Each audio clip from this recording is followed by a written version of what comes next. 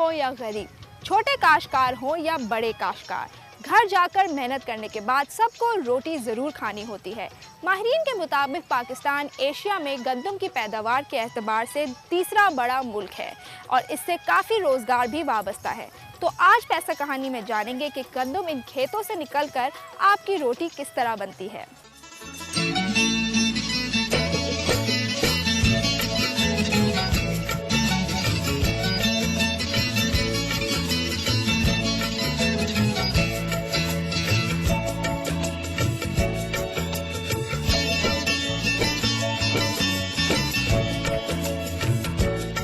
रोटी शायद पाकिस्तान में सबसे ज़्यादा खाने वाली चीज़ है और हर इंसान एक दिन में 3 से 4 रोटी तो ज़रूर खाता है। रोटी पाकिस्तान के अलावा हिंदुस्तान, बांग्लादेश और श्रीलंका में भी काफ़ी मकबूलियत रखती है। अगर हम मुख्तलिफ किस्मों की रोटियों की बात करें तो इसमें सादा रोटी, मकाई की रोटी, रैप रोटी, रुमाली रोटी, सेल रोटी और चपाती काफ़ी मशहूर है। पाकिस्तान में रोटी ज़्यादातर गंदम से बनाई जाती है और गुज़िश्ता चंद सालों से गंदम की पैदावार काफ़ी अच्छी जा रही है। तो फिर आखिरकार रोटी इतनी महंगी क्यों है?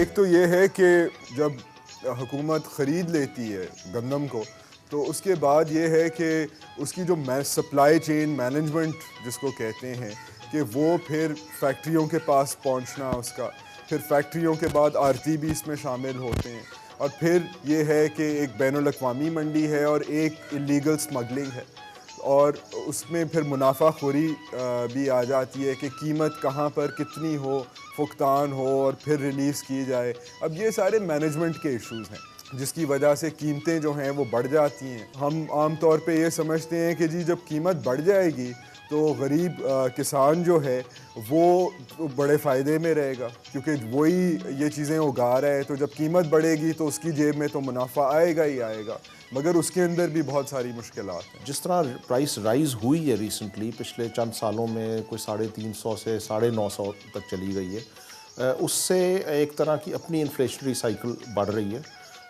अच्छी बात यह है कि रूरल एरियाज़ में पैसे जाने शुरू हुए हैं क्योंकि ये काफ़ी हाई प्रोक्योरमेंट प्राइस है, लेकिन उससे जो अर्बन कंज्यूमर है और इवन रूरल कंज्यूमर जो वेजेस पे डिपेंडेंट है, जो रियली जहाँ मैस पॉवर्टी कॉन्सेंट्रेटेड है, तो वो भी इस ऊंची प्राइस से बुरी तरह अफेक्ट हो सकते हैं।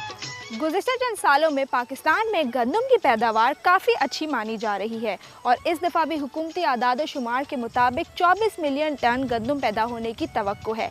लेकिन क्या आपने कभी सोचा है कि इस 24 मिलियन टन गंदम में से कितनी रोटियां बनाई जा सकती हैं?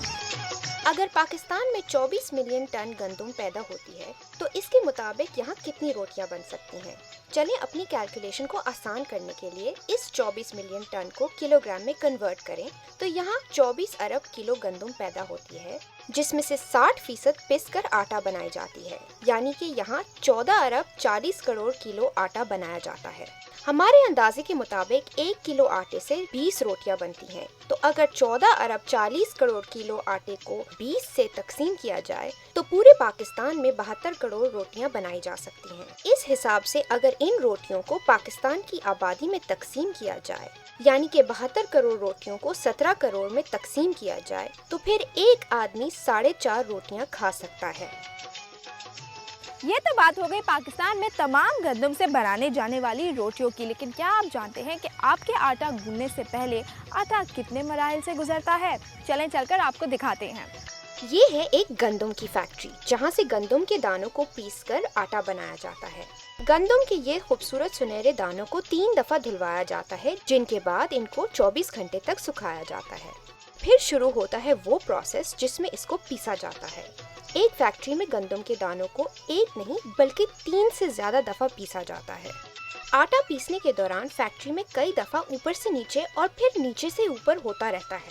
कई दफा पीसने के बाद 1 घंटे में 100 किलो की 62 बोरियां तैयार की जाती हैं, जिसको फिर गूंद कर आप मजे से रोटियां खाते हैं। दोस्तों, आपने देखा कि आटा आपके हाथों से गूंदने से पहले कैसे फैक्ट्री में पीसा जाता है, लेकिन अब चलकर देखते हैं कि पप्पू इस हफ्ते क्या कर रहा है। Scene 1, Apple, take 2.